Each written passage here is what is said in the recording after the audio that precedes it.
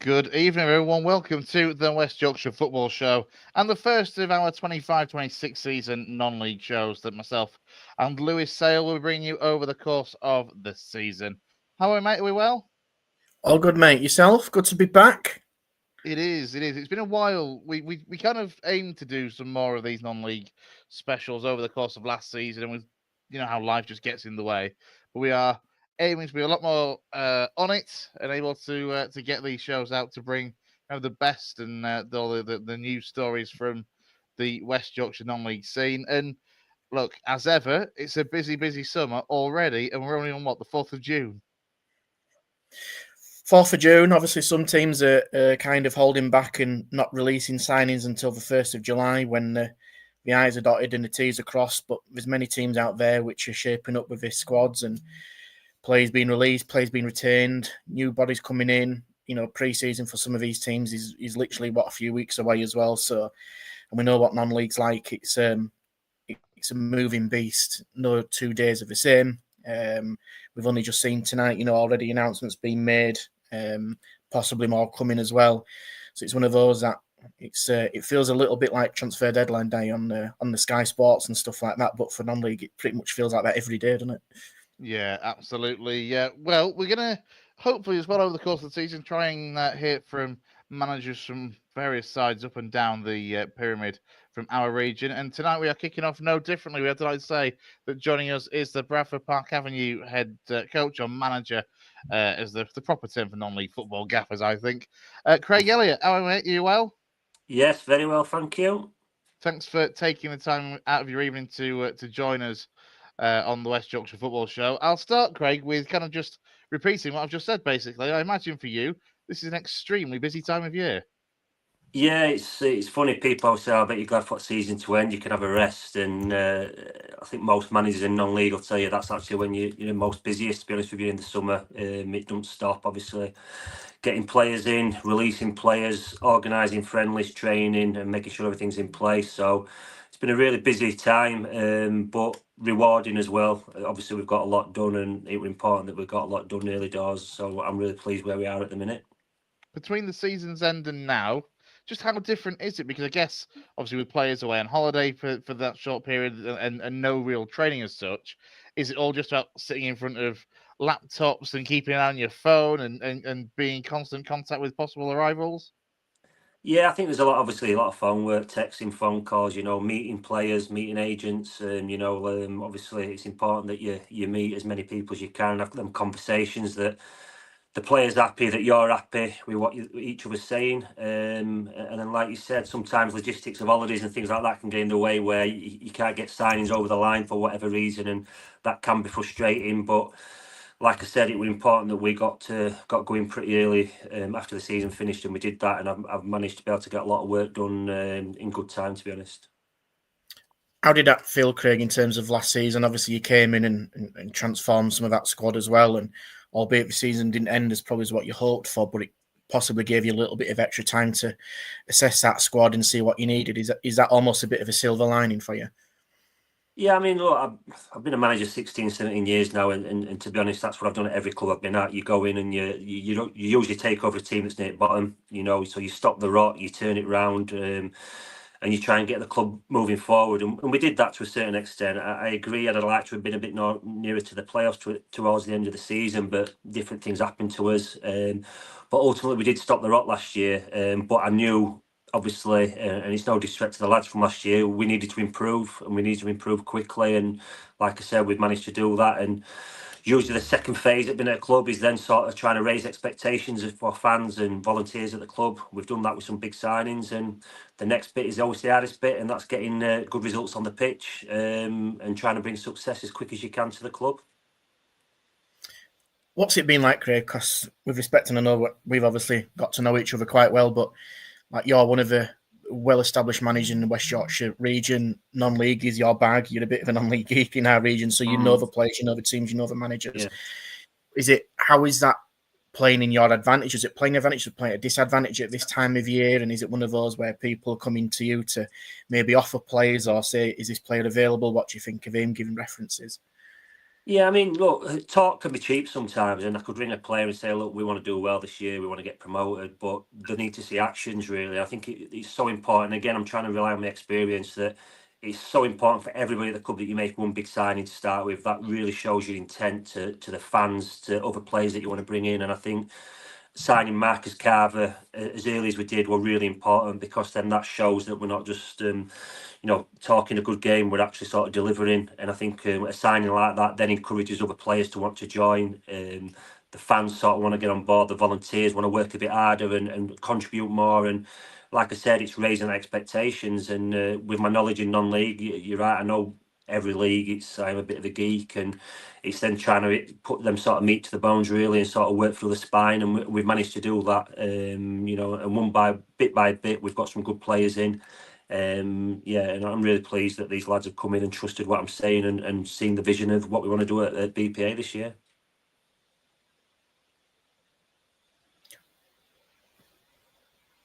It helps I mute myself. In terms of recruitment at this level, agents. You mentioned the word agents are being in contact with them. A lot of people expect that there is that kind of industry in steps 8, 9, 10 of the non-league pyramid. But just tell us a little bit about how that and how it kind of works at this level, and frankly, as a manager, how frustrating that can be. Yeah, it's really frustrating. It were a big learning curve for me, especially when I was at Boston United. At that level and at a big club, agents were really difficult at times. And initially, my younger days, I didn't sort of take them too well, but then I realised you need them on board. You need to work with them. They're there to work for everybody. So unfortunately, the part and parcel of football, they've got a job to do, we've got a job to do, and I can see some sort of strengths to having agents. It sort of helps the players understand contracts. It helps to give transparency, but then sometimes they can get in way, because they're obviously showing these players to other clubs, and you're in competition with other teams, and that can be hard. But I think again, I'm experienced enough now to sort of dealt with them, and you have to embrace it and work with them, and we've managed to do that. Some can be better than others, but that's just the nature of football. But yeah, I've got to say that the ones that I've got to know over the years, there's a good working relationship, and we can work together, and it gets the job done pretty quickly, actually. I'll let Chris play with some fancy buttons so we can get a bit of a graphic up. But there's some business so far, Craig, in terms of Bradford Park Avenue. Do you want to just talk us through some of those new signings? You mentioned Marcus Carver earlier. How did that come about? What kind of qualities did you see in him that you felt it was the rest of them? And obviously the rest on the list, as you can see there, Prince Apollo, Jack Hall, Luke Parkin, Danny Ellis as your assistant, and Charlie Winfield. Without going into too much, what qualities did you see in them that you felt was the right fit for the club?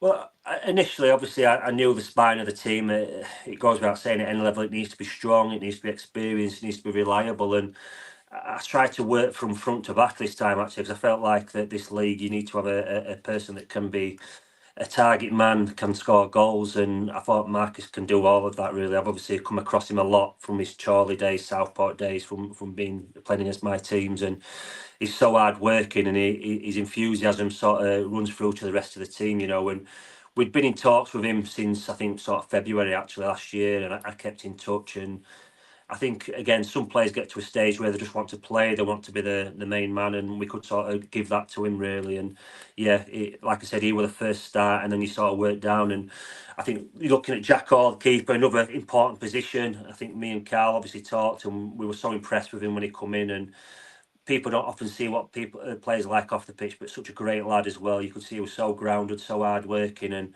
somebody that we could see really developing. And I can see him moving on in the future and getting back in Football League. And if he uses Bradford as that stepping stone, then so be it. I'll do everything I can to progress him. And then obviously then you look into middle at Park, and obviously getting Prince Ekapolo or a superb signing.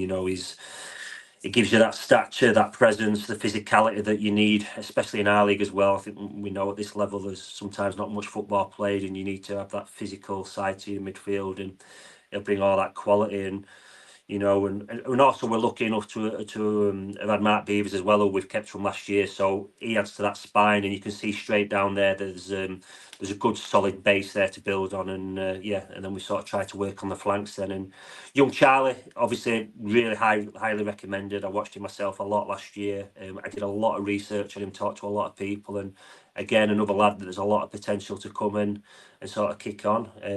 Yeah, and you know, it's and then obviously Luke Parkin as well. You know, superb last year for Emily. Really stood out for me. I put him in my team of the year, to be honest with you, when I picked it at the end. And another player that experienced, knows it, lives near the ground as well. So again, ticks all the boxes. Fab. So in terms of what's next, obviously I'm guessing, you know, you're still talking, texting, phoning people, racking up your phone bill as normal. Yeah. What does the next couple of weeks look like? I'm guessing you're already getting plans and sorted for pre-season with friendlies coming up. What does it look like from your perspective as a manager that you'd expect in place to come in and hit that ground running on the first day of pre-season? Yeah, I think there's one or two maybe key signings still to come in terms of strengthening that starting 11, if you like. And then we've got sort of 10 to 12 trialists coming in over pre-season that I'm really excited to have a look at, you know. Players that the scouts have brought in, recommendations, and I've done my own homework on some of them, and you know, I'm really excited by having a look at some of them lads as well. So fingers crossed we can sort of get a couple, maybe 2 or 3 out of them sort of players that come in. And then literally end of this month we'll get in and we'll work for 5 weeks, you know, training 3 times a week. We've got 7 friendlies arranged and really get going. I'm not one for dragging out a pre-season. I noticed somebody were back last night, I think. Yeah, the way I Which was saw that. madness, you know. And look, each to their own as managers and clubs, but I've never been I mean, I hate pre-season, to be honest with you. It's a drag. But so I try and really condense it into a 5-week block and really blast it, you know. I think we all put in enough over a season without dragging it out too long. And in them 5-week periods we'll train hard, get loads of games in. And I think it ends obviously with a little trip to Scotland, which is important for us, because the thing that we do need to make is that team spirit, because that's what teams have got on us in this league. They've been together a long time, and it's worth a lot of points, and it's a big advantage. And unfortunately, we can't just create that overnight. So we'll be working hard in that period to create that team spirit and togetherness and a style of play that we know is going to be successful.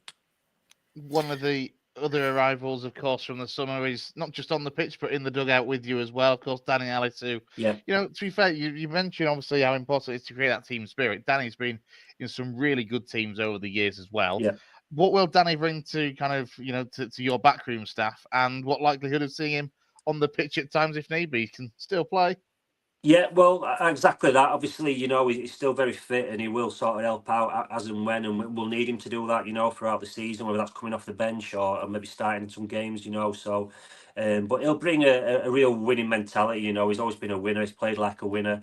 I quite liked how he talks last year. He was like me. He's used to having successful seasons, and he didn't enjoy getting relegated at Liversidge. I didn't enjoy finishing mid-table at Bradford, and but what it did do, it brought a real hunger to us both to want to have a successful season this year. And there's no guarantees with that, but you know, we shared that same passion. And again, somebody that's local, you know, somebody that's full of enthusiasm, and it's a no-brainer for me to sort of bring him in. I've always tried to bring assistants in that've got a sort of link to the club, to the surroundings, you know, that people can sort of attach to. And I think he's a perfect sort of example of that, really, that people in the area are really sort of enjoying being around the ground and on the pitch on the odd occasion. Yeah, he's a really good lad, Danny. I've known Yeah. him well over the years. Yeah. So don't worry, next time we need a Bradford Park Avenue representative on the show, I'll tap Danny up instead and give you a night off. Yeah. Your final thoughts then, kind of looking ahead to this season then, Craig, and what lies ahead? Because, I mean, it's going to be another competitive division. Obviously, to Yeah. lose Cleethorpes and obviously their relatively renowned spending habits that they have as a club is one thing.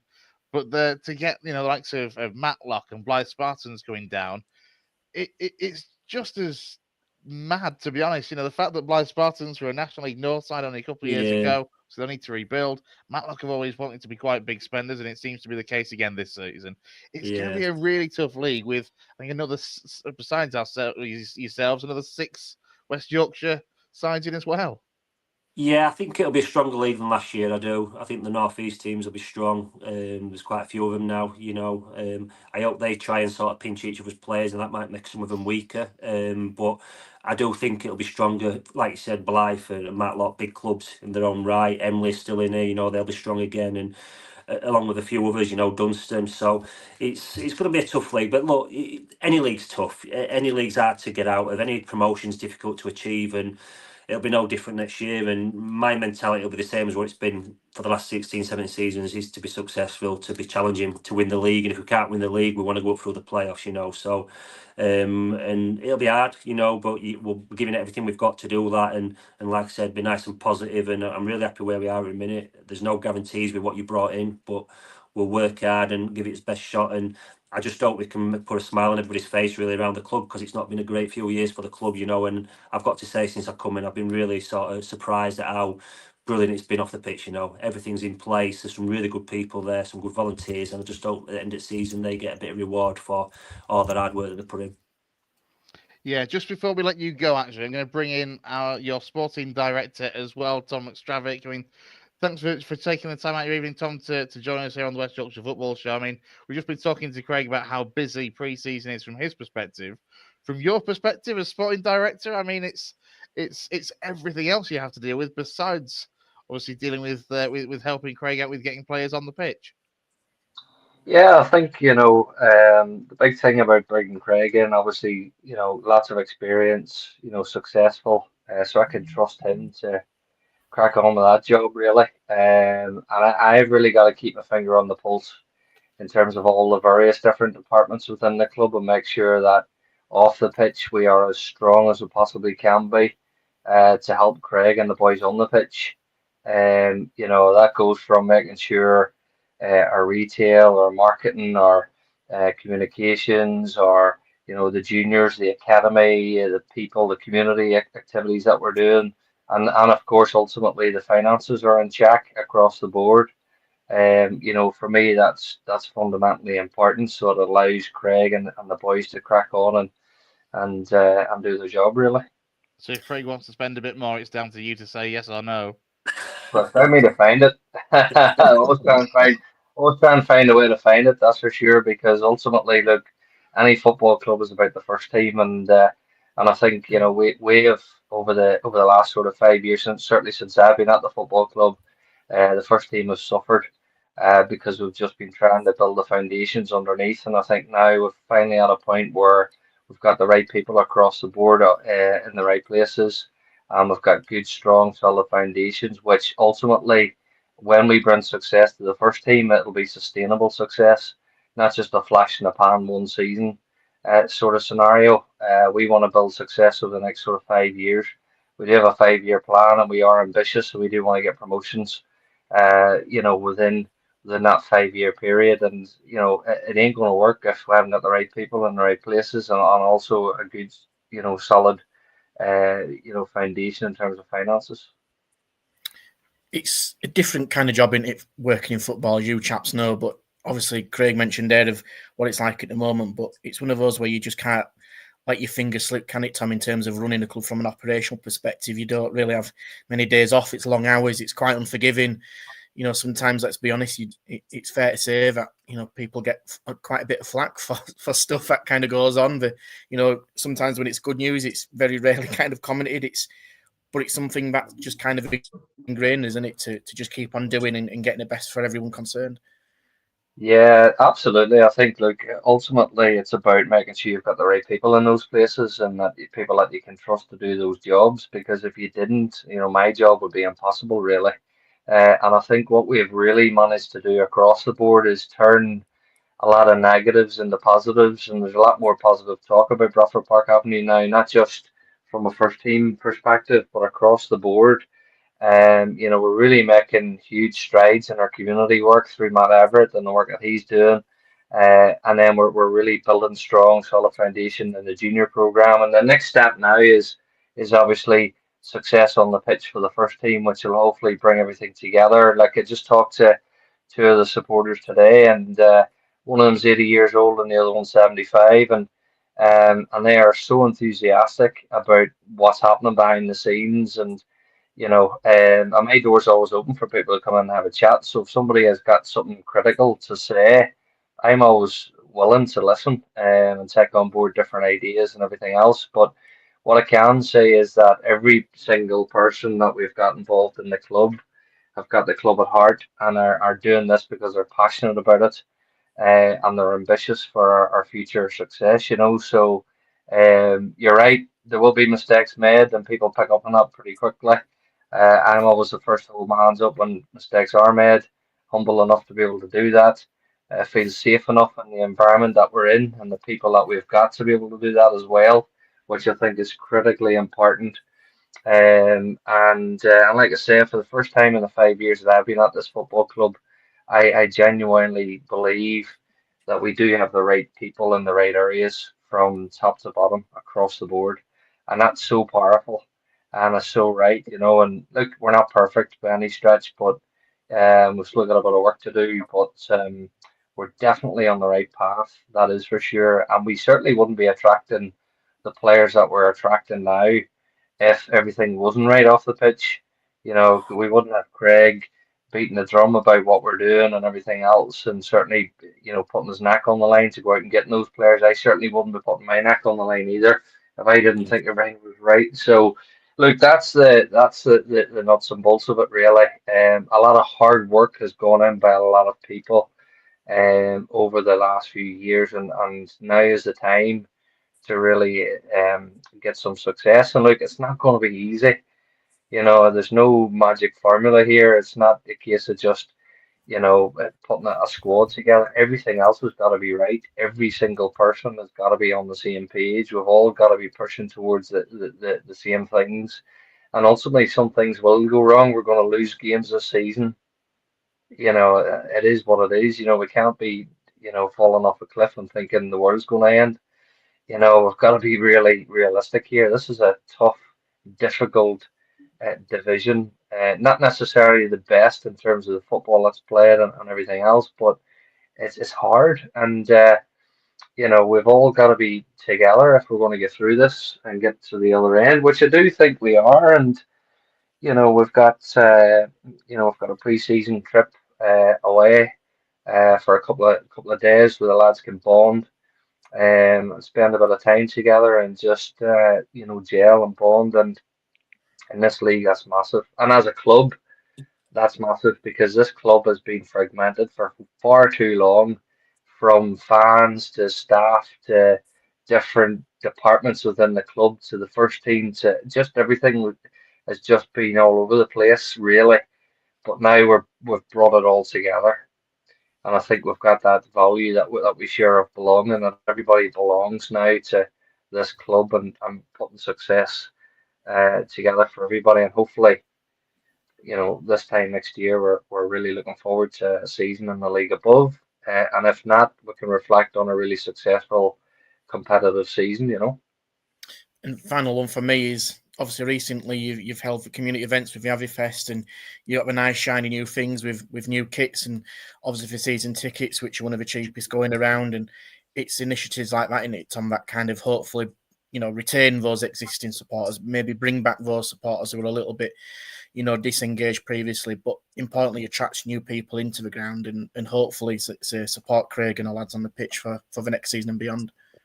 It is, Lewis, and for us as a football club, we need everybody to stick together. We need people who have been disengaged with the club, and quite rightly so. You know, don't blame them whatsoever. You know, but come back now. Look at the work that's gone in. You know, come back, support us, bring other people, come in.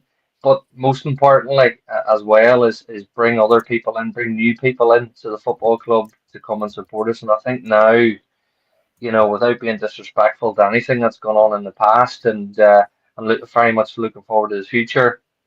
But I think now, when people come, they'll enjoy the match day experience, and I don't think that's always been the case. You know, we've got a good offer in the bar, we've got good offer in terms of food.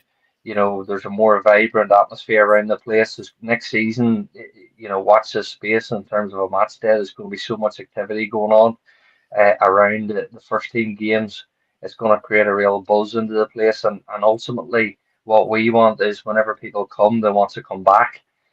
We've made a big financial risk, if you like, by reducing our season tickets to £75 for next season, uh, in the knowledge that we've got a very, you know, loyal core of fans that will pay £300 for a ticket, for example.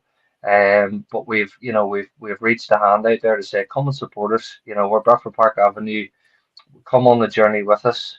over this 5-year sort of period, if you like, to fit in with their strategy, and ultimately it's about creating a new fan base. And there's honestly a world of work that's going in behind the scenes in the community side of things, and some really exciting stuff which will bring new people into the club. And by bringing new people into the club, hopefully we'll create a new sort of generation of fans, and I think it's been so long since this club had success. We've almost missed out on a whole generation, and it's been doom and gloom for far too long. So now's the time to turn that around and get people engaged and really looking forward. I mean, me and Craig had a conversation today about what can we do to get more travelling away support to games. We will come up with initiatives to try and get people to come along and really create that atmosphere away from home to help the team, because let's call a spade here. There's some away grounds that we go to, which, is a world away from our facilities and our environment. But that's what we've got to embrace and see as a challenge that we hit head on. But we need people to come and cheer us on and support us and really get stuck into it. So we will have a lot of initiatives that will encourage new people to come and stay, and also bring new people along. We have had criticism with regards to lowering our sort of walk-on match day prices, if you like, to 12 quid from 13. But we will have every single home game next season, we will have a special offer where you can get in for a tenner. You can bring a mate for half price, for example. You'll get a free pint at the bar, or you'll get 50% off in the cafe, or you'll get a 20% voucher for the club shop to go in and purchase a new piece of kit, because quite rightly you say that we have a really nice quality uh, piece of gear this year that our first team can really feel proud to wear. People can feel proud to be a part of, and the quality of the kit this season is the best that it's been in a very, very long time. So everything is aligned to really making people feel that they belong to this club, and get more people involved and engaged. Final That was a one for long you. answer, sorry. Final one for you, Craig. No problem, Tom. I guess it's going to just reiterate what Tom was saying there. It's from a first team manager's perspective. How important is it to try and increase those crowds at the Horsefall and try and get new supporters coming in both home and on the away games as well? Yeah, absolutely. I mean, this is why we all work so hard, really, for people around the community to come and support their local club, and like Tom said, it's not just existing supporters we want there, we want new supporters, we want a new generation of supporters, people to come and buy into what we're trying to do, and not really sort of think about the past, but think about the future, really, and buy into I'm a new manager at the club, there's new players there's new people behind the scenes, and we're all working hard to try and bring the best to Bradford Park Avenue. And listen, we'll be giving 100% next year, if not, more to be the best we can be, and it'll be exciting. And I totally agree with what Tom said. Sometimes it won't happen. We might lose games, we might have bad runs, but we'll stick together as a club. We'll get through it, and we'll all be trying to achieve success. And I wouldn't be here if I didn't feel like it was an exciting place to be, and I've said that on record, and I don't mind saying that. There's so many good people behind the scenes, Tom being one, working so hard. Everything's in place professionally, and I just think it's a really good place to be at the minute. And look, I've got the hardest job. We've got to try and get results. I get that, because with results, comes the bigger crowds and more excitement. And, so me and the players need to deliver that. But I'm used to that pressure, and we've made a good start, and we'll be working as hard as we can to do that. Absolutely. Excellent. Wish you all the best for the season, Craig. Tom, thanks ever so much for taking the time to join us this evening on our first non-league show of the season. Thank you. Cheers, thank you. Cheers, Bye. guys. Thank you very much. Yes. There we go. That's Craig Elliott and Tom McStravick from Bradford Park Avenue, the gaffer and the sporting director. And obviously you're a regular up at the Horsefall as well. And, there is that potential in the for Bradford Park Avenue. When you look back, they were only nationally north, 3 seasons ago, as it is. There is that ambition to kind of get back up towards the higher echelons of non-league football. Yeah, there's been a lot of infrastructure work that's been done. Listen, it hasn't pleased a lot of, I say a lot of people. Some people, some people unfortunately have left for, maybe pastures new, both on and off the terrace. And And listen, I've been a critic in the past, no doubt about it, because it was difficult to see where the club at some points were going. But obviously, with the guys now there that are in place to hopefully deliver what the kind of vision and purpose is, it feels different. It feels like a club that is wanting to progress on the pitch, which is a big difference. And that's ultimately what supporters want on a 3 o'clock on a Saturday afternoon, is that they want to feel that they're going to be very competitive and in with a chance of winning. No different whether you're a Bradford Park Avenue supporter or a Liverpool supporter. The ultimate aim is to win games. And listen, there's a lot of work going on. We know that it's not been great over the past few years, especially. And I think, with somebody like Craig, who is very well established as a winner, he's committed to doing the right job, having to get to know Craig and speak to him very regularly. He wears his heart on his sleeve and he's very honest. He wouldn't, and like he said, wouldn't be at Bradford Park Avenue if he didn't feel that there was something in it that would benefit the club, but also selfishly make him look good as well, because he's won stuff. He's been promoted. He's won trophies. So he isn't going to potentially dilute his CV just to be around somewhere for the sake of being there. So listen, the early signs are encouraging. I think there's still a lot more to come. But yeah, there's definitely a lot of work going on behind the scenes to hopefully, make it better. And we know that in football that it's quite it feels like it's a cycle, isn't it? Football. Sometimes you have good times in the bottom of that circle. It can easily feel, the end of the world, and all of a sudden you're back up, riding the crest of a wave, and it feels like Avenue were basically doing the right things to get on top of that, onto that cycle again. Hopefully we do. Yeah, absolutely. Wish them all the best for the season when it gets underway. We'll move on to, very quickly, one of the other big stories, I guess, that actually we hadn't put in our schedule, but it's just come back to me now that we should certainly give it a mention across our region. It was covered on Monday night show with myself and Downsy and Gaz, and that's Eccles Hill United and the ground move. Of course, in amongst everything else that we've been discussing and been prepping for with all the transfers, there is the small matter of Eccles Hill United making their way out of Rose and moving to Cougar Park. And obviously we had Josh Chapman, which actually, I must say, a very happy wedding day to Josh Chapman. Yes, he's indeed. he's tied the knot today, so congratulations or commiserations, Josh, depending on which way you want to look at it, mate. But, he joined us on Monday, and obviously it's something that had ground shared with the Keighley Cougars in the past for a season or two, gave his take on it. So if you've not seen it, you can go back and check that out on our social media channels. But I just wanted to kind of get your take on it, really, because look, we've both enjoyed many a night at Kingsway. We've both enjoyed, for me, what are the best burgers in That's what you're going to miss the most from that kiosk. And that is certainly one of the things that I will miss the most about those Wednesday night games up at Kingsway. But on the whole, what's your take on it? Because, I said my opinion. I'm devastated, frankly, that they are leaving the community in which they serve, for one. And, yeah, the burgers go with them. Bakers go with them, or maybe you never know, they might transport them to the end of the metropolitan district. I don't obviously know, some people in Keighley may not want to associate with Bradford. So listen, I think it's I was surprised, I was shocked.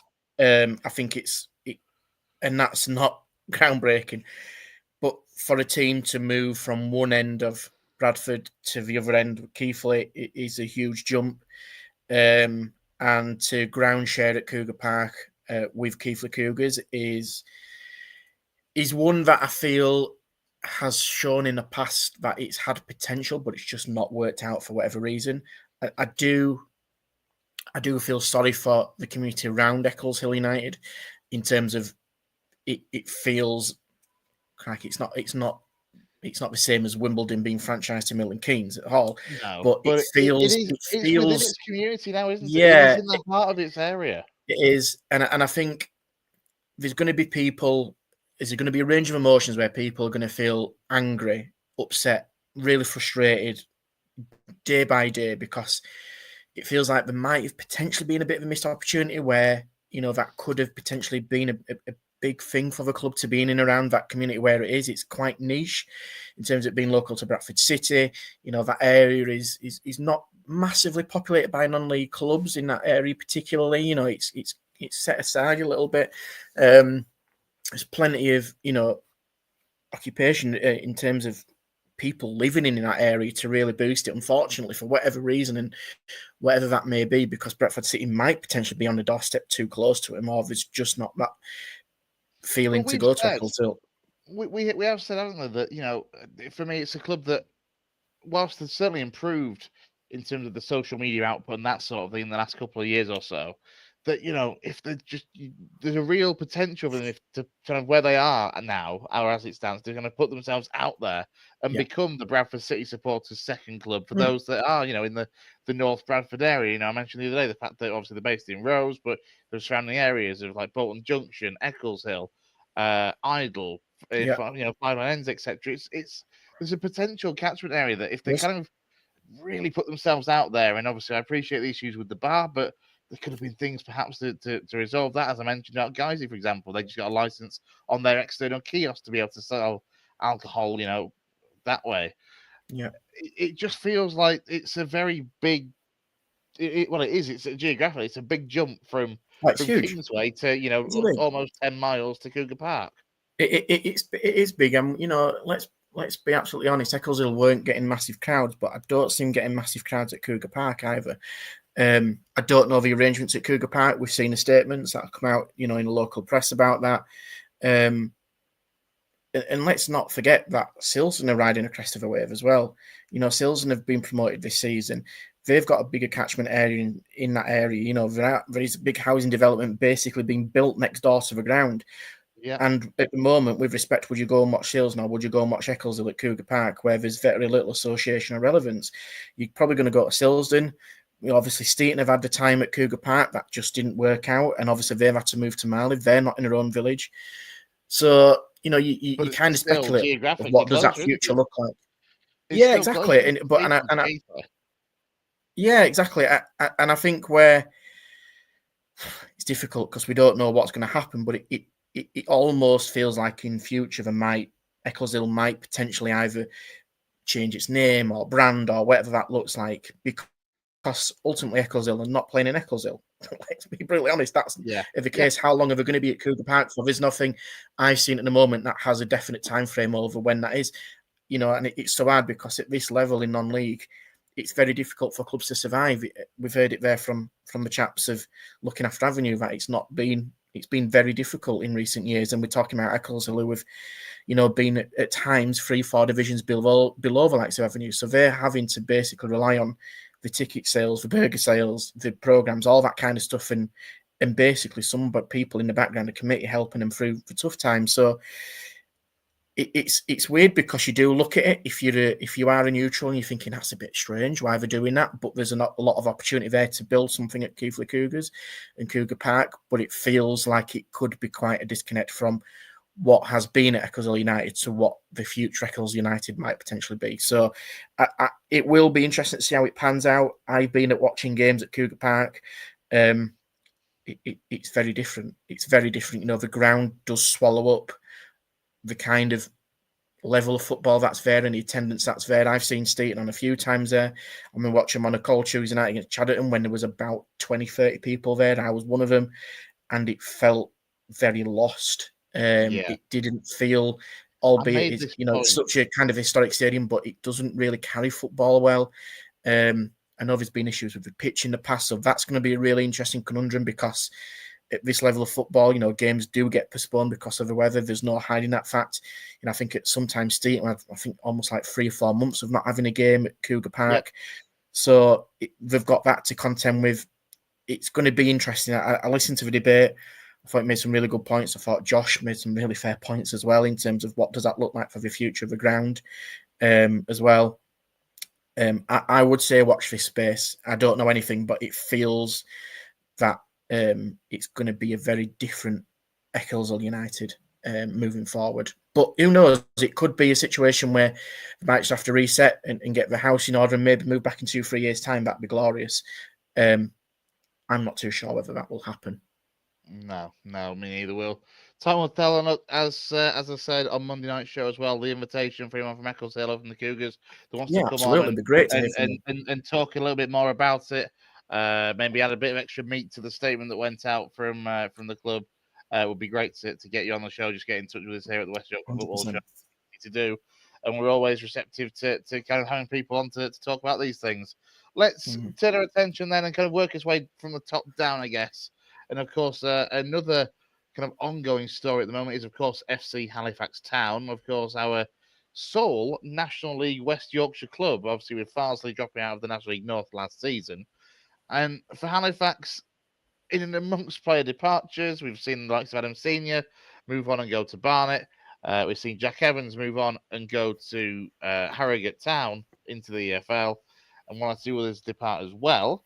There is, of course, the small matter that they are searching for a manager, Chris Millington, who he kind of seemed to hint to it a little bit after the Oldham defeat in the playoffs with some of the quotes that he came out with. But obviously, he's. I'll be honest. Nobody's really said whether he resigned or whether he was moved on. He's left the club, and yet he's still helping the club decide on who his successor is going to be. Apparently, we said it, haven't we? Not even at this level, but it feels like it's a really crazy window, a really crazy summer, up and down the country from Premier League right down. Halifax have been remarkable, in my opinion, over the past few years. I think they've, with respect, overachieved with the money that's been in that league. I think Millington has done a fantastic job. You know, he's taken them to Wembley a couple of times. He's won a trophy. He's been in a playoffs, twice, pushed them close against Solihull. Obviously pushed it this year and fell at that hurdle against Oldham. But I think I would, and I said this, we said this to Dave, didn't we, as well, between ourselves, is again, what's next for Halifax Town? Are Halifax Town happy to be in the National League North and kind of settle in that division? Or are they now looking to go one step beyond and really push for promotion? It feels like it's a little bit of a crossroads.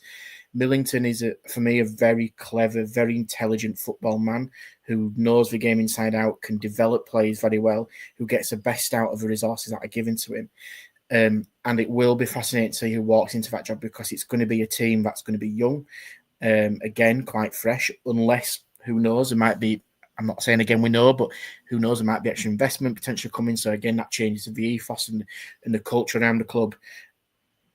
If I'm a Halifax Town fan at the moment, I'm kind of on the edge of my seat going 50-50 with it. I don't know where they're going to go next. They could either go up massively and really go to the heights of League Two and do what Harrogate have done, or they potentially could be looking potentially over the shoulder of what that looks like.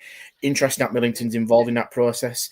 There's names that are being thrown out of there. I'm not sure of the outstanding candidates, if I'm being honest. Do I see somebody potentially from the south of England maybe moving up to Halifax? I'm not too sure. I don't think that could happen. I don't think they've got that catchment as of yet. I was going to mention, obviously, a few of the names that have kind of been thrown about without necessarily any definitive answer in terms of what the supporters want. I saw the article that Tom Scarga had done with the Halifax Courier a few days ago about, you know, the fan suggestions, and Mike Williamson's in there, of course, who's experienced with Gateshead. You've also got the likes of Andy Butler, who's taken Scunthorpe up from the National League North, Mark Jackson, but who's you know, done well and knows the area, but he's currently doing well with the Central Coast Mariners over in Australia. Yeah. It kind of caught people, I think, off guard in this respect, that when Millington kind of was announced as leaving, that it's a very open field, it seems. I mean, one of the other names that I've seen is, and I think actually it'd be a really sound shout, is Jonathan Greening, who's the Scarborough boss. But again, he's been doing a really good job there in that project over the last few years. So it's whether he would necessarily want to leave Scarborough, but they're going to be ground sharing at Bridlington in the National League North next season. So there might be something in it. But it is a difficult one to judge, because, as you say, this crossroads that it feels like they're at, because let's be honest, and we said this just before we came on with Halifax, that it's almost been a bit of a repeat cycle, not even just under the Millington years, but I think the Pete Wild years as well, where you kind of get through a season, you make the playoffs, they probably overachieve, they end up losing maybe 2, 3, 4 of the best players, they have to recruit and replace, they get it right, they make the playoffs again, but then the following summer, they don't go up, those players, you know, they lose the 2 or 3 best players from that season, and just repeat cycle for perhaps the last 5 or 6 years. And but obviously they've picked up an FA trophy and had playoff stints along the way. But this is where now seems crucial, because, as I mentioned, Adam Senior has gone to Barnet, Jack Evans has gone to Halifax, 2 of the standout performers from last season. if whoever comes in to replace Millington for whatever reason doesn't quite get the recruitment right in a very, very competitive looking National League season, when you factor in really random things like the fact that Yeovil Town have now got owners from Dubai and therefore have money behind them, that they could end up being swallowed up into the kind of that maybe lower mid-table echelons if it doesn't go as well as Town fans will actually obviously want it to go. Yeah, 100%, mate. 100%. I can't really disagree with any of that. And I think, again, it's that structure of the club of what that looks like. I can't really remember having a director of football in that aspect. So, kind of the transfers for me have seemed to be coming from the managers at Pete Wild and Millington because of, again, the resources and money and budget that's available to him. It's limited. They do remarkable of what they've done. But, we talk about the names there and the viable names, but Jonathan Greening is a Scarborough lad. That's his club now. Yes, off the field, there's a little bit of potential turbulence because they're not at the ground. But do I see Jonathan Greening moving from Scarborough to Halifax? I do, but would he want to risk that from where he lives? Is his boyhood club? I'm not too sure. Andy Butler, for me, he's again Scunthorpe through and through. I think he'd be looking at Scunthorpe and pushing on. I think he'll want to give it a really good crack for himself in that division. The other ones that you've mentioned, there's even the likes of Kevin Phillips, who's been in and around the non-league scene recently at South Shields and Fylde as well. He might be one that might be tipped in and around it. And Mike Williamson done a remarkable job. How many times did I, kind of blow his trumpet when he were at Gateshead, having watched him, some of the best football I've seen. Unfortunately, hasn't worked out for him in the Football League at MK Dons, but then to replicate that with young players at Halifax is doable. But also on top of all this, everything that we're talking about is this is money, but it's also everything that's happening off the field with the pitch being redone. There's potential for rugby league to be playing there twice as well. It's not going to.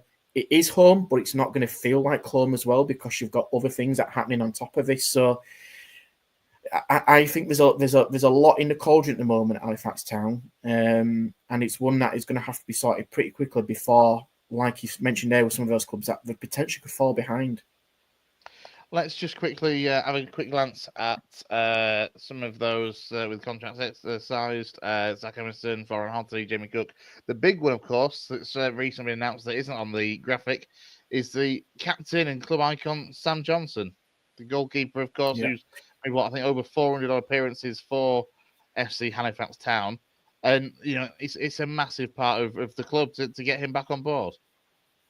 Huge, massive. I mean, he's been the constant anti through the success in the National League and below that as well. I've been watched him, for many years when he was in the Northern Premier League and going up to the National League North. He's been outstanding, and for a player to continue through the leagues as you've gone through and be the captain, be the leader, is remarkable. And we know how highly he's regarded in Halifax Town circles. We only have to listen to Dave and what he says. He speaks of glowing terms of him. You look at that list, there's some in there that have not been consistently playing as well. And there's a little noise coming out. And I know that Dave does kind of joke about this every year, where it feels like it's a little bit of a shut shop for a couple of weeks, a few weeks, until stuff kind of gets going again.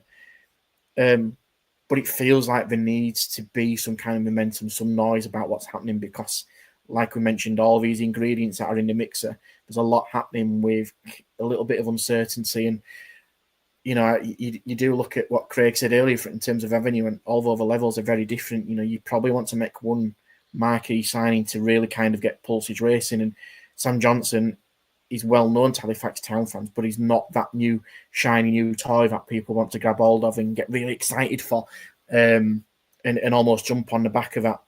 But they need something quick, in my opinion, because it's crazy to say it's not far behind. And I've seen Halifax Town in a lot of friendlies in recent years. We've had a lot of trialists, and at this level now, as years go by, you're not going to find a trialist at that level because it's pretty much full-time football. It's League Two light, so to speak, now. So those days of having trialists may just be, fading quite a while now. And Halifax Town need to get the business done, in dugout, off the pitch as well, get the pitch ready and get the players sorted. It feels fragmented at the moment in terms of what the future looks like for this season, especially. Yeah, certainly a risk at the moment that they may end up falling behind quite a few of the other National League sides in terms of recruitment and planning for next season on the pitch, at least. And they'll be wanting to get the manager in, I'm sure, as quickly as they can. I believe that interviews, or according to reports online from the press, that interviews have been taking place this week. So it'll be interesting to see who comes out with the job in the end. Let's move down then to our next highest non-league representative, and that is, of course, Guiseley FC. A little bit of a mixed bag. Some good recruitment, some good retained players, without a doubt, by Mark Bauer and Danny Bosch. But of course, we touched on it earlier, the likes of Prince Polo announced last night as leaving Guiseley and joining Brad Park Avenue. Today, Jamil Ivel has put on social media that he's leaving Guiseley as well. And, you know, off the back of last season, where they ended up in that playoff final unexpectedly, after obviously losing the semi originally, but then getting their bye through because of the Stockton debacle. You would think, off the back of that defeat to Worksop, that their main focus, and certainly amongst the fan base, having lost Macclesfield and Worksop out of the Northern Premier League, is, on the face of it, it's a much wider spread division. It's a lot harder to pick a standout team, and therefore for Guiseley, as losing playoff finalists last season, a chance to assert themselves, get bodies in, get fans back through the turnstiles, and have a real go at not just kind of building on a playoff place, but challenging for a title. It feels like it's a big pre-season for Guiseley. I mentioned it towards the end of last season, and I wasn't hoping to kind of speak out of turn with it. I was a little bit worried about the end of season form for Guiseley. We mentioned, didn't we, in some of our Monday shows, of where they were beating the likes of Worksop 4-1 in the league. They were second. They looked, you know, probably 7, 8 out of 10 that they were going to secure second. And then just slid away. They were picking up draws.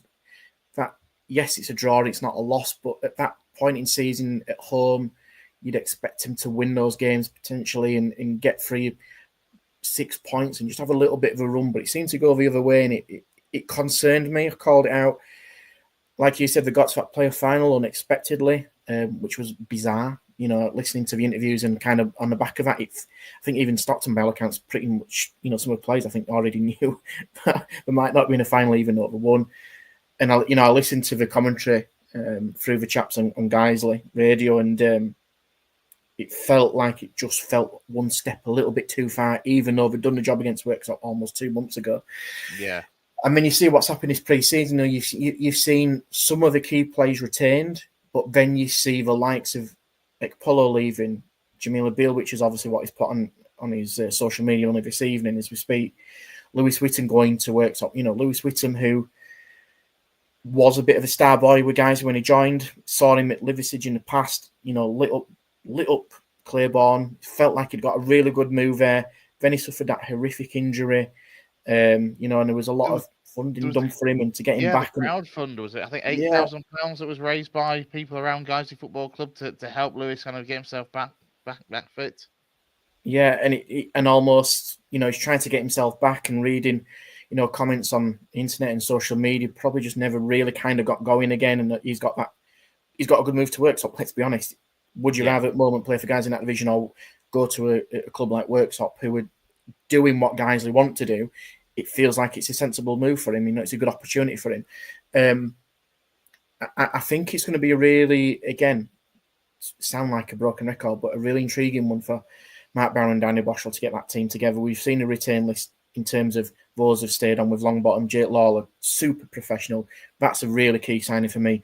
Lucas Dunstan is there for another year. He needs to get back fit and firing because Ollie Brown had a wow of a season at right back, but we've seen Ollie Brown previously playing midfield. I would suspect Ollie Brown might fit that role that's being left by Prince Polo and move into that midfield, and Lucas goes out to right back, which might not be a bad thing for Guiseley. Seeing Jordan Foulis as well, who racked up about 20 appearances. Remember, Jake Wright Jr. suffered a horrific injury at the beginning of the season. He might get fit, so he'll feel like a new signing. And I think getting LeBren as well signed up is a big, big boost after what's happened in the past couple of days. So it's mixed, no doubt about it. I know the Lions fans will be feeling that. I think they'll be feeling a little bit disappointed that some of those players, especially like Tvek Polo, which is what we've seen in reaction of that, disappointed that he's left and dropping down a level, you know, because let's be honest, Prince were being looked at by National League North clubs at some point, and especially in the division in the MPL Prem.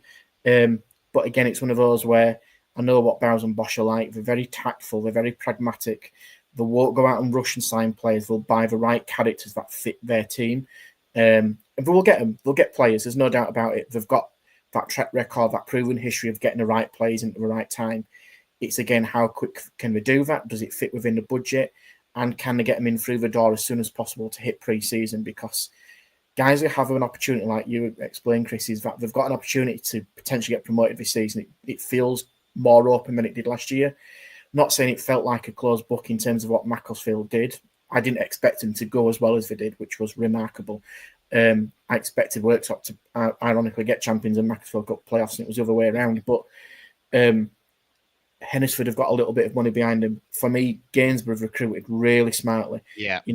Adam Crooks coming from York is a really shrewd signing. He's like, he's dropping down from the, National League down to Northern Former Guiseley loanee as well, Adam Crooks. Yeah, absolutely. And I feel that some of their signings look really tasty. Russ Wilcox is just one of those managers that just, again, gets the best out of teams. It's hard. You even look, I'm not saying they're going to be very, very bouts, but Darren Edmondson going to Workington is another shrewd appointment because he's been there, done it. He knows that area inside out, depending obviously where they're training in the catchment area, but he knows what players might potentially join him. He's got a bit of historical pedigree about himself where he can attract players. He's got contacts up at the likes of Carlisle. There's all like the areas of Penrith and Barrow and Cumbria, all that area where he might be able to pull on his resources and do that. So Ashton United, Cunningham staying there again, a really solid team. I sense that's going to be a really tight division. I don't see. I could be proved wrong. Famous last words, Lewis. But absolutely. I agree with you here. Yeah. I think you're about to say you don't see a standout runaway leader there, do you? No, I don't. And this is the thing. This is why I think for Guiseley there's potential to try and be that side if the investment is there, just to increase things, maybe and just go a little bit for broke if they can, without overdoing it. Of course, final Guiseley point to move on. We touched on it in the retain list. Will Longbottom, 26 goals last season. I think it was 21 in the league. Really, really positive for guys to keep hold of him, because let's be honest, it doesn't matter what kind of league you're in. You see a man that's got 21 league goals and 26 of the season overall, and it catches the eye. So it wouldn't surprise me if signs of National League North or National League may have been taking a close signing and deciding whether to take a punt. The fact that he's committed though to Bowers and Bosch at Guiseley is a massive, massive statement for them. Huge. I mean, first of all, before we begin, he owes his appearance, does Will. I'm going to get that right in there. So anybody who's watching from Guys, and if Will's watching, you owe us an appearance because we tried to get him on last season. Unfortunately, he wasn't able to make it. So you're due on Will. Listen, a player who has found himself in a position up front on accident, because he actually were put up there by Bowers and Bosch at Avenue when they had no strikers, and Will went up there and surprised everyone with what he could do. He was predominantly a left-sided winger in his early days at Donny, and then he slotted in centre midfield and just didn't really find a position. I mean, all of a sudden he's thrust up front and is banging goals in for fun, and he's done the same at Guiseley at the same level and higher as well. And Bowers and Bosch know what to do. They know how to get the best out of him. Yes, he's suffered a few injuries in the past. It feels like the way he is now living his life with his with his physical business that he does now, he feels like he knows his body and he knows what to get out of it and the best out of it, which is superb. It's a big plus that guys are able to keep a player like that, because it's rare that you get a player of his quality who can finish and create goals, who is also left-footed. It's a rare commodity. I agree. I think there's a potential that he would have looked at maybe looking upwards, but we look at National League North. It's not really National League North when you've got the likes of, Merthyr and Bedford Town in there and Oxford City. So where does he go? It's one of those where we all know at this level that sometimes the grass isn't always green and you stay local to yourselves. And I think that's the situation with Will, where he's quite happy with where he is and he's got the people getting the best out of him. So it makes sense. Absolutely. Let's turn our attention then to the NPL East and the other sides across our region. We'll quickly run through them. For Brighouse Town, then Grant Black, of course, they were handed that reprieve from relegation at the end of last season. So a chance for Grant Black to try and get everything in order and look to go again. Yeah. he's a character. He's Grant Black, isn't he? I mean, we had him on Yes. last season, and I remember towards the end of last season, I've never seen a manager be so upset at the end of a game where he kicked something in the dressing room and came out with basically, I think he basically popped his calf or his hamstring with a big block of ice around it, and because we'd conceded in the last minute against Avenue. Look at his recruitment. I said this when we were talking, weren't we, about what Grant does. He has a specific catchment area, does Grant. Not necessarily in West Yorkshire, but he taps into that kind of South Yorkshire, Derbyshire way that he's very familiar with. You know, he's had his time at Belper. He's had his time, albeit at Ossett, but he's been in and around that area, Doncaster. That's initially where he's from, in Barnsley. So he's able to call on people in and around that area. You know, seeing Johnny White from Beresford, Harvey Scott on loan from Mansfield, Callum Charlton, who's coming back, who was with him before, he's come from Wakefield, Nathan Curtis, who he's been with before, signing from Brighouse, Danny Frost. I mean, I've known Frosty for a long time. What he is a character. If you want someone in your dressing room to perk the dressing room, Frosty's your man. But they've also kept, you know, Reece Platter, who's the top goal scorer, Danny Edwards, who was signed from Knaresborough, so they took a punt on some of these players. Derry Robson, who he's had again in previous past with Belp, and Matty Nibard, who's a decent player as well at centre back, who's a bit of a leader. Again, it's one of those, again, with the limitations of what they've got, especially the teams in and around them, they're having to think outside the box, and that's the route that they're going down. You can never listen. They've been fortunate because obviously they did suffer that points deduction, and they've been reprieved for the second time again in this division. So they've got a big job on their hands to stay up because, as we mentioned earlier with the guys from Avenue, it feels like it's going to be a really tough division. Brighouse need to have a bit of momentum. I don't think they can start the season badly. They have to have a very decent August, September to give themselves a chance of potentially staying in this division. And that's not being disrespectful. I just think because of the resources and the budget that they've got against teams in and around, which we'll discuss in a little bit, it feels like some of those teams on paper, which we never say is played on paper, look a little bit stronger. So I think they've got a little bit work to do, but you'll know that with Grant Black, he will put absolutely everything, and he will build that team and bond it together as tight as he possibly can. And with Danny Frost's assistant, Frosty will come out of nowhere and he'll surprise a lot of people for me.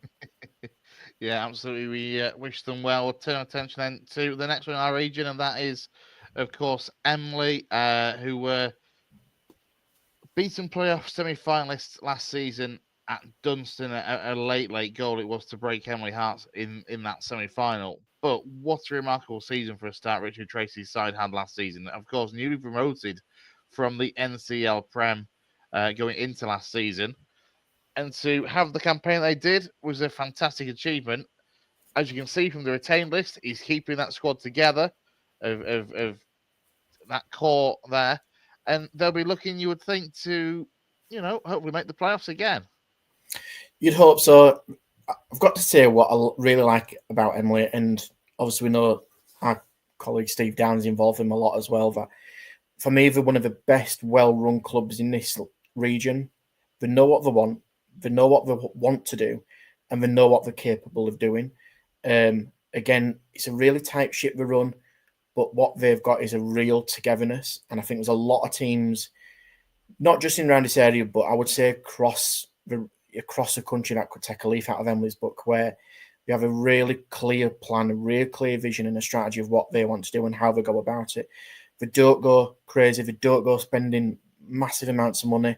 Richard Tracy, for me, is one of the best managers in this league, signed again to carry on this season. And you have to look at the quality that's in there. There's many teams in this division. I could go through the whole list, but I'm going to pick out, notable ones for me. I'm looking here. Alex Metcalf, captain, leader, absolute, the anchor man in midfield. Charlie Barks, one of the young defender who's come out the ranks and done exceptionally well. Hayden Linley, who's, at one time been at Aston Villa, now dropped down to Emley, outstanding individual. Declan Lampton, who's been in around West Yorkshire region, likes of Albion, Guiseley as well. Guiseley, yeah. Now he's cemented himself. Jack Cowgill, for me, is one of the best centre-backs in this division. And what they've done is they've got Ira Gooden back from Avenue, even though Luke Parkin's gone in the opposite way, who feels like it's his club. He's well-loved, really well-respected, and had a very successful season there. I think Emley will start announcing signings of one of those teams from July the 1st. I think that's what they'll do. But what they'll be is really strong, hard to beat, They won't have a big squad, but they're one of those teams that absolutely fully deserve to be where they went to do. Obviously, unfortunately, missed out, to get into that last stage of the playoffs last season. And they'll definitely be hoping to go one better. Stockbridge Park Steels, who got promoted out of the division through the playoffs last season, surprised everyone, surprised me. They were calling for money at the beginning of the season to survive, and they've got promoted. If Stockbridge can do it with respect to them, the likes of them, they can absolutely do the same. Yeah, absolutely. Yeah, and I was there at that playoff final actually between Dunstan and Stockbridge. Yeah, 0-0 all the way to penalties, and then Stockbridge winning it on spot kicks. Let's turn attention then to the other side that were promoted from the NCL into the MPL East last season, and that's Garforth Town. And Paul Marshall again. He didn't make a huge amount of signings actually over the course of last season. He did last summer. Basically, what he's doing this summer, he's keeping that squad together, keeping that core unit, keeping that dressing room harmony. And as I say, it worked to pretty good effect for them last season with a nice mid-table finish. Them and Emily for me were standout. I didn't expect Garforth to do as well as what they did, and that's me being honest. And the reason why I say that is because I think the competition in the Northern Premier League East I thought was going to be. I'm not saying they got relegated. I didn't tip them to go down. I thought they'd be lower mid-table, and what they achieved was remarkable. With again the budget resources, what they've got, but with a real good nucleus of players that just did the job. Yes, he tried to bring some of the young lads through, and every so often you'd see new lads coming in, coming out, but the core of the team would stay there. Rena Rajupi, for me, I know he won Paul Marshall's Player of the Season. For me, was one of the standout players in this league. Right back, he's capable of playing high, in my opinion. And Dan Couplement, who is the captain, fantastic for him. An absolute unit in midfield. He's a proper leader. Many teams, it's almost like the stereotypical midfielder you want in this division, and he will basically pull players where he wants them, and they'll do as he's told. You look at the likes of Max Tweddle, who's got a wand of a left foot as well. Harry Viggers, one of the best goalkeepers in this. Harry Flatter, one of the best keepers in this local area as well. Harry Viggers, an old school centre back, but not on the other side of 30 either. Garforth, very similar to Wembley. They could, sounds harsh, and we'll probably come on to it a little bit later, may benefit from the likes of Farsley because in and around that Leeds area, they may be able to pick up the better options in and around that region. But I suspect Garforth will be strong again this season, and I think they'll be happy to kind of establish themselves in this division for the next year or two, and then maybe make a push of it. The last thing I want to do is to undo all the hard work that's got them to this place. Finish, high mid-table, which is what they did. And kick on, because there's a lot of teams in this division who are going to be looking upwards. Garforth will be doing that, but I think they'll be realistic of their expectations so far. But knowing Paul Marshall, again, being in around this game for so many years, he's Mr. Non-League in this area as well. He will pull a little gem that people will go, fair play. Yeah, he's done a cracking job, hasn't he, over his time at Garforth as Paul Marshall. Let's turn our attention then to Ossett United, a side that, of course, were looking a little bit doomed at one point last season. And then in comes James Walshaw in an interim role, and then gets the job on the full-time basis, turns the ship around, and pulls them away from relegation worries to stay in the MPL East. And again, a fairly busy summer so far in terms of getting players signed up and committed for next season. Obviously, you can see there, just Baz Zotos, the one main signing in so far. Yeah, and I know you like him a lot. Yeah, good player, offers a lot of dynamism, athleticism, bit of pace, bit of energy up there, which let's be honest, will probably need a little bit, and he had to rely with respect to likes of Ollie Johnson, who is a bit of a legend, but can only go for so long with his injury problems. And Wally as well called himself into action on the odd occasion as well. So they ain't going to carry on forever. I will say this, and I know I've said it about Tracy and Paul Marshall. I think in the second half of the season, especially, James Walshaw for me was a manager of the year. What he did at Ossett United with Ryan Qualter was simply remarkable. It will be interesting to see how Wally does manage. Now I know he's got Potts in his assistant, and Ryan Qualter's gone to Taddy, which will be a fascinating one for Wally to see how he copes without his right-hand man. But they've lost Josh Burns, which we'll talk about a little bit later. But some of those players that they've got retained so far, they've kept, again, a really decent core. Petrovic, probably the player of the year from Dexter Balderstein from Garforth.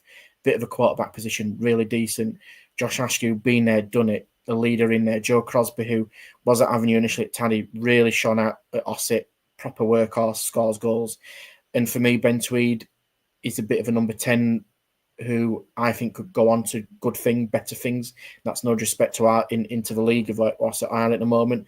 I think he's capable of going Northern Premier League Prem at some point to really showcase his talents. A real tricky player who people want a number 10 who's a little bit like that, a little bit different, a bit of a maverick. And I think Ben Tweed is that. He's a set piece taker, free kick specialist as well.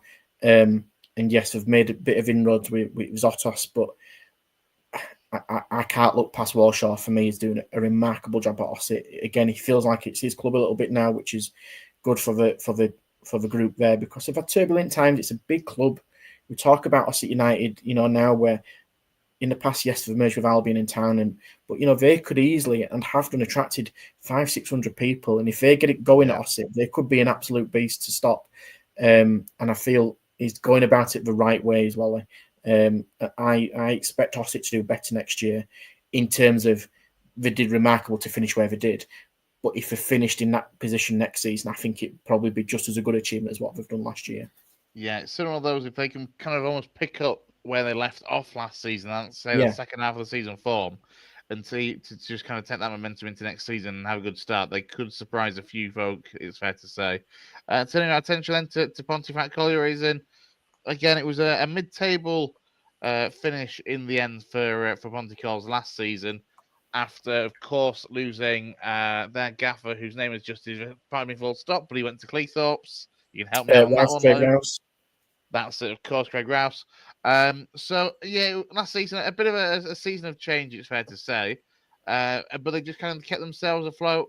No danger of really going down. They were kind of secure a few weeks before the end of the season. And, yeah, all in all, room for improvement, but something to build on. There's a lot happening at Ponty. Obviously, off the pitch, they won't be playing at the ground at the moment because that's under redevelopment in terms of the pitch. We're getting an artificial pitch, I believe, through grants. So there will be ground sharing at Ossett, which again is going to be an interesting one for both teams to play there. Yes, for rivals, but Ossett have kind of offered that olive branch out to Ponty to ground share there. And I think with what they've got, we'll look at that retain list, and I know they've just recently lost, which really surprises Mikey Dunn. I think has gone to Anthorpe Welfare, which really surprised me a couple of days ago. Jack Boyle, outstanding player, capable of playing in a higher division, in my opinion. Jack Greeno is Mr. Ponty himself, the longest throw you could possibly see. Remember Dave Tron in the past at Football League, Greenhouse got the same. Harry Spratt, really good vice captain for him. Billy Thompson starting to get regular games like he used to do. Danny Burns now joined by his brother Josh, which is a formidable, 6'3", 6'4" centre-back partnership. So anybody going direct against Ponty, forget about it. You're not going to have much luck. And Naya Payne, who's been in and around, Bradford Lad, been at Spennymoor, recently been at Brighouse. I think it's a really shrewd signing. And Nathan Modest, who's come from Sheffield, and obviously they got relegated, but Modest, who's knows where the back is. Yeah, he's had a previous spell at Pontycalls as well. Yeah, absolutely. So again, I think Jonathan Williams there knows what he can do. They're going to have to play to what the pitch can offer at Ossett, because they're going to be two teams playing in there potentially week in, week out. It's never easy to do that, especially when you're away from home. Luckily, it's not far. Hopefully, Ponty can get back to the home ground as quickly as they can, because that's going to be, again, I feel, a very different environment, because playing on that surface does feel very different. And Williams has built a squad that is quite robust. It's very strong. It's direct. It's a team that, we've respected, very streetwise. They like to bully teams. I remember commentating there for Avenue, and the bullied Avenue. They literally bullied him across the park from start to finish and back to front. The bullied Avenue, and that's what ironically kept them up that day out of relegation battle. But you could see the kind of team that they are. So I suspect Ponty will be looking to go better. I think it's really important to keep the players that they have done. There's, I'd say, like I said earlier, 3 or 4 players that other teams would definitely have in their squad. But it will be interesting to see who else to build on, because I don't think that's a bad start for Ponty at all. Yeah, it could be quite an interesting season for them, especially if they do end up switching kind of mid-season from, You know, the pitch at Ossett, which hasn't always been the best in recent years, to then a brand new shiny flat 4G surface. It will be interesting to see how they adapt to that.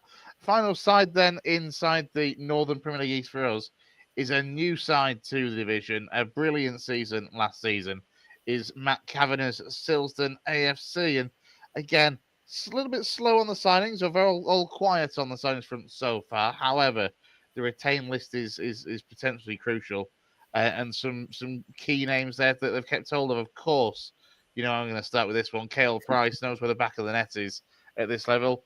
Jake Cassidy, vast experience, and Harry Coates as well, a superb player at both NCL level and at this level. And a player that's gone from front to back, and he's moulded himself into a new player anti position at centre back. And done a remarkable job. We know what Harry Coates has been at, Scarborough, Ossett. Same for Jake Cassidy. Yes, yeah, absolutely, yeah, 100%. Luke Brooksbank I know we were catching a bit of attention from across the leagues. He's done well. They've done well to keep him as well. And for me, arguably one of the better players in that squad is Jake Maltby. I like him. I like him a lot. He went to Hyde. It just didn't seem to work out for him. He's gone back to Silsden, where he obviously feels really respected and valued, and is put back in that number 4 position. He just sweeps everything up. Yes, they've recently lost Casey Stewart to Bridlington, which is a blow. It's a blow from him. But he's one that they could easily replace. And Silsden have got, from what we've seen in recent years, a little bit of money behind them. They're going to be, I think they could be, notorious one of those noisy neighbours that will come in and try and really impress. I think they'll sign some really interesting players. Again, I don't suspect they're going to come out early. I think they might wait till probably July. And I think Cav will probably want to play his cards close to his chest. I think they'll have some trialists that, again, they'll want to keep close to the chest. But I think Silsden could be quite strong in this division. For me, I think there could be a little bit of a dark horse. If they did same as Emily or Garforth, it wouldn't surprise me. No, I agree. And look, we've talked before, and I think we mentioned when we were discussing Eccleshill, that for Silsden, the fact that as a place it's growing, there's new housing estates, it's becoming, a bigger little town, really, almost. That there is a real potential for a side like Silsden, we've enjoyed afternoons down at Keighley Road and that ground, and they've put a lot of work, a lot of effort into the clubhouse, which is superb, the new stand, the new hospitality facilities, etc. It is a club that, again, if Silsden, the people of Silsden, can get behind the team and help increase the crowds that have been increasing over the last couple of years anyway, there is a real potential with someone like Silsden. I agree. I think it's one of those that's I won't say it's a sleeping giant, but it feels just a little bit dormant in terms of what, like you said, what it could possibly do. And I don't mean that disrespectfully. What I mean is that, like you said, there's an opportunity there for Silsden to grow and become a bigger club than what it is at the moment. They've gone about it the right way. Yeah, the fact that it lies, of course, between, Keighley, that doesn't have a football team. Of course, Eccleshill are moving there, but, historically hasn't had its own football team. Skipton is only a few miles in the other direction, again, that doesn't have a football team. There's potential to pull from outside of Silsden as well.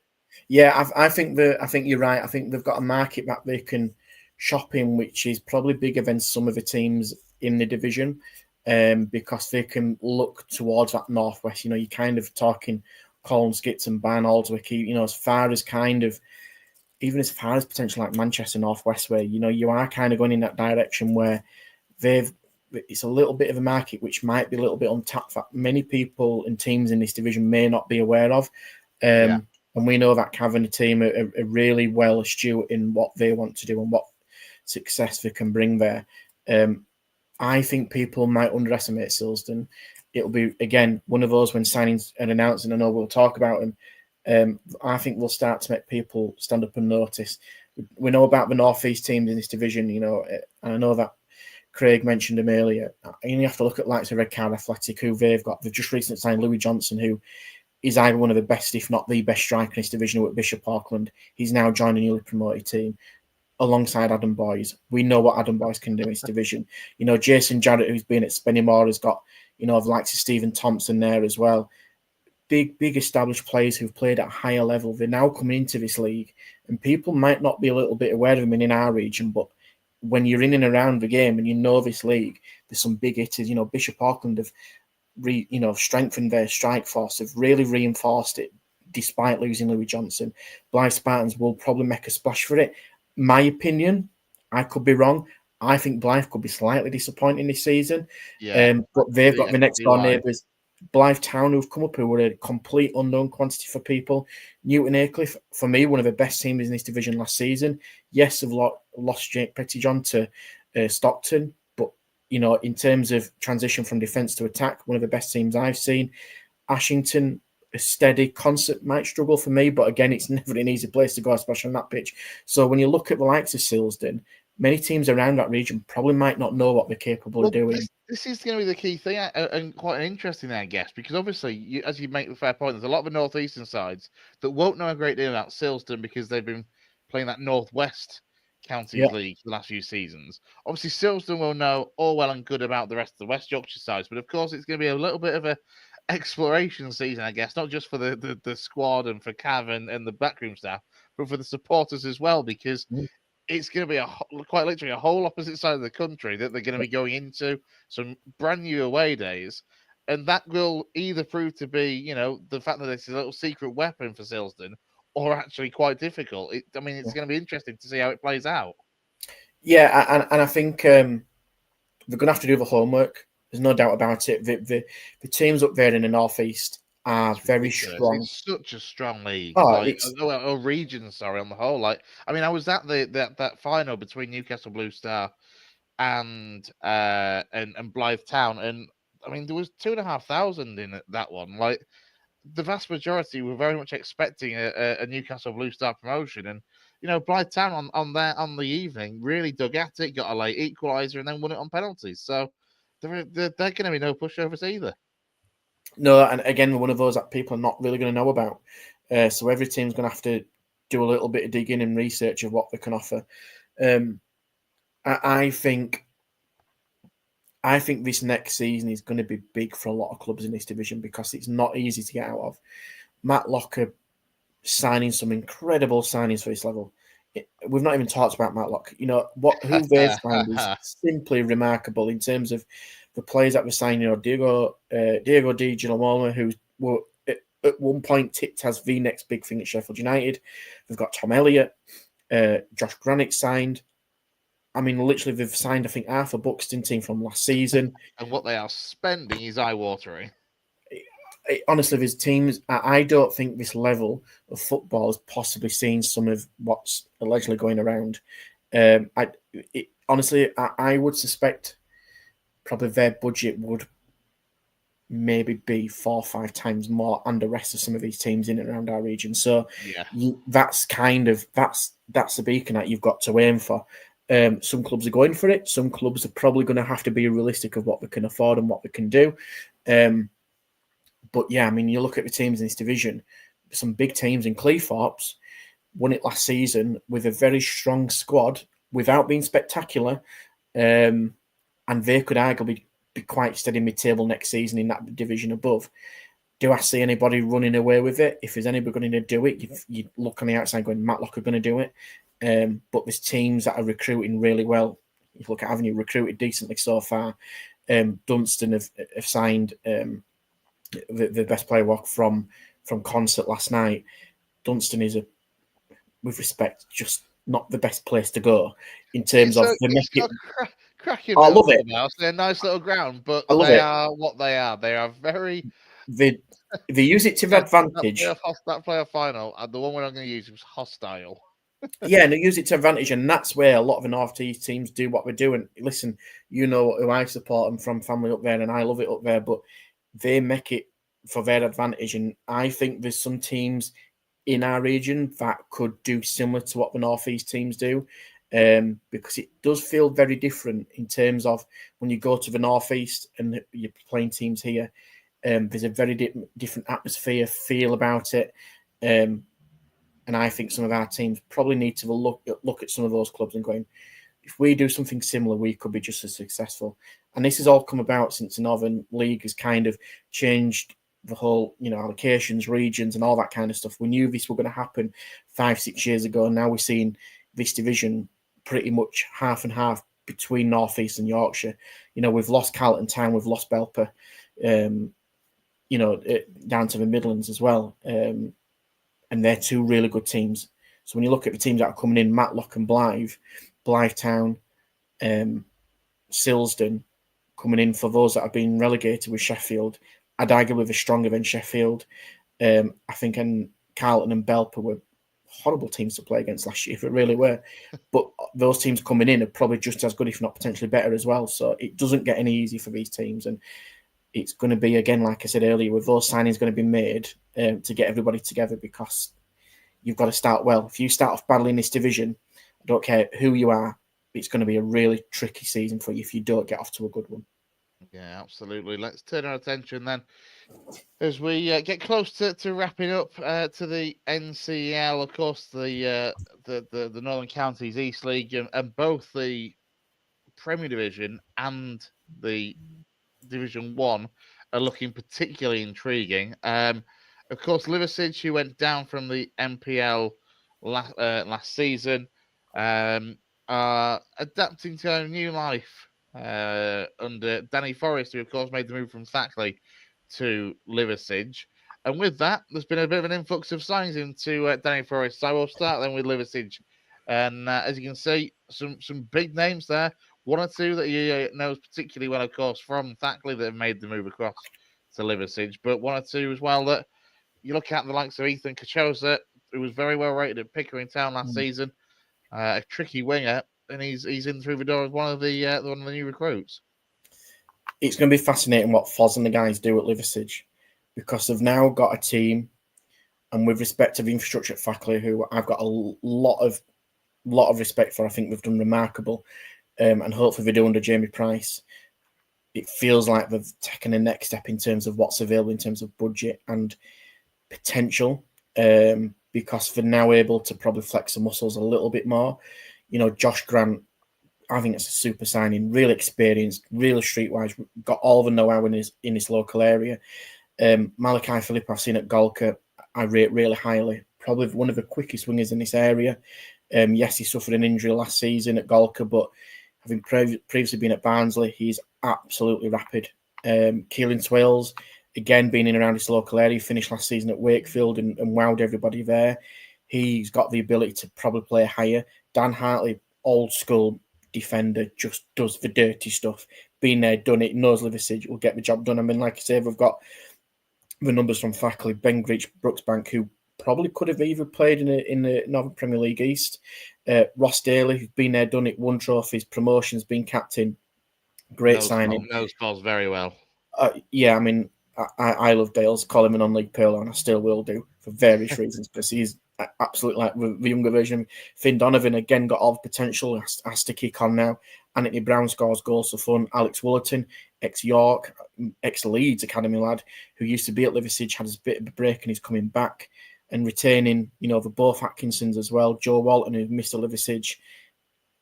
Foz has he's now got a bit of expectation with him, with Ben and Dempsey alongside him now as well.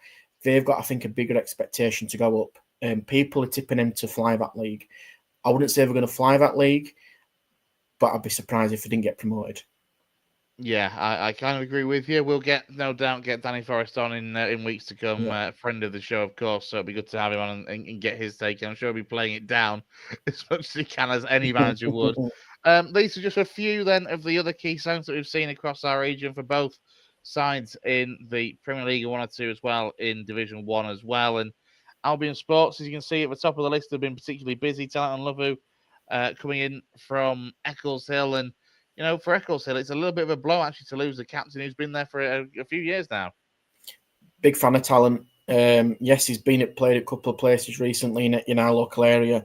I think he'll do a really good job at Albion. Him and Adriano Moke, what a signing! Yeah. What a signing Adriano Moke is for Albion Sports. Ex-guys, the man, we're playing week in, week out in terms of being either on the bench or starting. As a number 8 for guys last season. Gone to join his brother Fernando there. Lewis Wallington knows Albion. He's been there at obviously Eccles and Thackley in the past. Albion Sports missed out on plus because of the administration area that unfortunately cost them last season. They've got Riz back in the dugout as well, which I think is going to be a big coup for them alongside Neil Simpson. I think Albion could be doing well next season. I suspect, and going back to kind of spiritual home back at Myra Shea with Route 1 Rovers as well, I think it seems to be that jigsaw that's kind of being put together, that Albion will be a bit of a threat in this league next season. Yeah, I'm tempted to agree with that. A side that I think could build on a mid-table season last year is Campion, who, of course, the Manningham Bay side, they've had a very busy window, and they, for me, have made some remarkably good signings, actually. The likes of Gerald Parchment, I've always rated him in his time at Ecclesdale. I think Jakob Hebder is a very, very solid addition. Of course, Jack Normanton, of course, who knows the area really well with the likes of Silves and an Avenue last season. Absolutely. I mean, it's a typo there about Joe Mitchell. He's come from Fackley to Campion, so he's joined Campion as well with, his fellow Fackley mates of Ben Bodle, Luke Wilson, goalkeeper, Lewis Sugden from there, Luke Rose returns back from Fackley as well, Harry Parsons. So Fackley being decimated. I don't think Fackley have got a team at the moment, and it'd be good to get Pricey on as well. We know Pricey from previous shows, and I'm sure we'll get him on, and they release a statement that they're not going to kind of announce anything until probably July when they get sorted. Campion have been very busy both on and off the field. It's a bit of a restructure there. Yes, they had a bit of a disappointing season last season. I look at that squad next season and what they're capable of doing. They've got a new man in the dugout with James Bicknell moving up to, kind of director of football, Sean Regan, who used to be manager at Ecclesdale. He's now joining Lee Ashford fair in the dugout. Campion, I suspect they'll win a playoffs next season. Wow. It's very, you do realise that we're on the 4th of June and you've just gone Campion to win the playoffs already. I said be in it, not to win it, to be in the playoffs. To be in it. Route 1 Rovers, of course, for them, a bit of a strange time for them because obviously they were in the Northwest Counties Division 1 North last season. They were relegated, then reprieved, and then laterally moved across the Northwest Counties into the Northern Counties East League. And when we spoke to Chappers on Monday, we kind of touched on Route 1 Rovers, the fact that they're back at Myra Shea as well, which, as Josh alluded to, has had a massive renovation, a new ballgame pitch, new clubhouse and facility and changing room facilities have been built. And, Route 1 Rovers, I mean, we've just got a couple of the signings there, but Tawheed Ahmed, somebody that really impressed me for Thackley in the league above last season. But there's also, I think there's one or two more that have been announced as signing on as well. Yeah. And they could do quite well, actually, having made that move from the Northwest Counties to the East. I mean, Jeff has always said that technically he felt the quality was slightly better in the west of the division. So if that's the case, I mean, look at how well Ilkley last season adapted to going from the east to the west. The west to the east. It could be a good season for Route 1. Yeah, I don't disagree with that. I agree with Chappers. I think the West is probably arguably a bit of a stronger division compared to the kind of the North and Northeast Counties First Division North. I think Route 1 could do really well. Again, it feels a little bit like Albion where the jigsaw pieces are coming together. Tawheed Ahmed, I think he's capable of playing 2 divisions above. I think he's that good. I really like him. I'm surprised he's moved to Route 1 and dropped down that level, but it shows the ambition that the guys there have got. First of all, I mean, I know that they've been in touch with us to go and visit him, and we'd absolutely love to go and visit him, which would be amazing. So we will absolutely take the guys off and we'll be in touch and we'll keep in touch with them. One of the most hospitable teams in and around area that I know tune into our podcast and keep involved, which is really great. So we will definitely come down and see the facility. It'd be nice to do a bit of a feature down there. They're going to push. They're going to push a Route 1 Rovers. Can you imagine it potentially if they do go up for teams that are going to be NCL the year after? We're talking about another NPL East, so to speak, with the amount of teams that are going to be in there. They're going to push close. We'll look at the bottom there, Wakefield, who, they've obviously they've kept the manager. They suffered a really disappointing defeat in the playoffs, but Akil Francis were playing at Alfreton last year. He's returned back to Wakefield. Callum Semple has been at Queen of the South. That is, for me, an unbelievable signing. How they've got him is beyond me. Ash Flynn scores goals wherever he's been. And Harry Mitchell, I think, has even had offers in step 3, step 4, and he's joined Wakefield. So that shows the ambition. So that is what Route 1 Rovers are up against. But you can flip it. That's what Wakefield are going to be up against as well. Yeah. So I think it's going to be a really intriguing one. Ilkley will probably be just as strong as well. We've seen South Leeds still there, Leeds University coming in there. Even though it's not in our region, Doncaster City have in the past signed That's some going to be a very unbelievable players. interesting. Yeah, really, really interesting. I mean, look, that NCL Division 1 is, to say it's bottom of the pyramid could be absolutely fascinating next season. I agree, and I think, and this isn't being awful to some of the teams in around the area, but you could put the likes of Wakefield, I think, probably in the division above, even though, by credit, they're not there. But if you put them in the division above, they'd probably hold their own. I think it's just a matter of time when they do get up, they'll be established and probably kick on. But I'm looking forward to seeing how that pans out, especially, like I say, for Route 1. Yeah, absolutely. A couple of signs that we didn't get a chance to make the graphics up on. And of course, we haven't touched on Farsley Celtic, who, of course, were relegated from the There were no National graphics to make. Exactly. Who were relegated from the National League North last season. Well publicised situation over the course of the season with regards to ground and sharing at Buxton. Of course, we come to where we are now. They were relegated from the National League North. The Northern Premier League, basically, given the situation that they were in, wouldn't allow them to join the Northern Prem, so they were demoted a further division, so they were denied a place in the NPL or the NPL East. Therefore, they've gone into the Northern Counties East League, amongst with the likes of Campion and Thackley and Eccleshill, etc. But as yet, I think the last statement came out from the club 3-4 weeks or so ago, which was the one to say that they've been allocated a place in the Northern Counties League. And since then, it's been all quiet on the Western Front, really.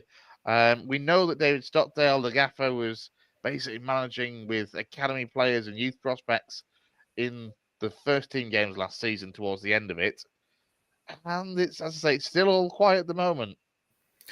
Which is quite remarkable because when news coming out of Farsley pretty much every day for the previous 2, 3, 4 months, and now we're not hearing anything. And sometimes you've just got to do that. You've just got to press pause and get the house in order. Like I say, that 3 weeks ago, the statement come out. Looking at it now, the debts facing the club continue to mount in recent weeks. We're in a situation where we have to be pragmatic. It offers where they are now at the moment, a lower travelling costs and running costs to keep the club alive. The potential for a ground share, which, at the time 3 weeks ago was almost agreed. Not hearing anything about that at the moment until anything's official. It's literally just waiting at the table. It's that gif of, that little boy at the table just rattling his fingers on the table and just waiting. It's a little bit like that at Farsley. I mean, there's just no. It's going to be really interesting. We can't really say anything because we don't know what's happening. We don't know the playing squad. We don't know what the manager's going to be. We don't know where they're going to play. We don't know anything. The only thing that we kind of do know is that by all accounts they won't be trekking to Buxton anymore. That seems that has come to an end from what I can gather. So you're looking surely most likely, I guess, for Albion Sports, who of course were ground sharing at the Horsefall with Brad Park Avenue last season. I think Josh was saying on Monday that they are now ground sharing with Route 1 Rovers at Marichet. Yep, so those two are there. Look, I'm just going to put it out there, Lou. Possible vacancy for a new lodger at the Horsefall. Time will tell on that front. In fact, actually, I'm thinking, Fast did play a game or two there, didn't they, before they ended up at Buxton. They also, of course, played a game at Guiseley. So, look, there's so much to still be. They played at Alfreton for the game against Leamington. They did. Yes, of course, they did play at Alfreton as well.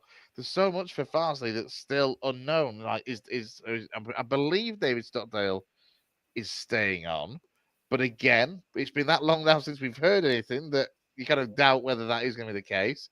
Squad wise, starting from scratch by the looks of it. Yeah, exactly. Shrugging your shoulders. But surely to something, we will certainly be reaching out to Farsley in the coming weeks to try and get somebody to go on the show and hopefully give us a little bit of something just to tell us where things are at for them as a club. The final two then in the Northwest Counties side of things for us are Bonaldwick Town in the Premier Division and Steeton in the First Division North. Yeah, obviously, they're still going through the motions of the signings and return list and everything like that. I've not really seen anything much out of it at the moment. Obviously, I know you spoke to Chappers on the Monday show, which, gave a little bit of insight into what's happening at Steeton. But, Yeah, it seems to be again just a little bit quiet. I think from their perspective, I think Banals will want to go a little bit better than what they did last year and really push on. Steaton, again, they're in a difficult situation. We talked about Ecclesall moving into the area now. Silson are thriving.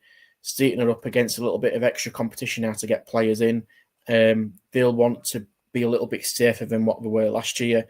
But with the likes of Roy Mason charge at Steaton, he basically bleeds chevrons, doesn't he? Pretty much.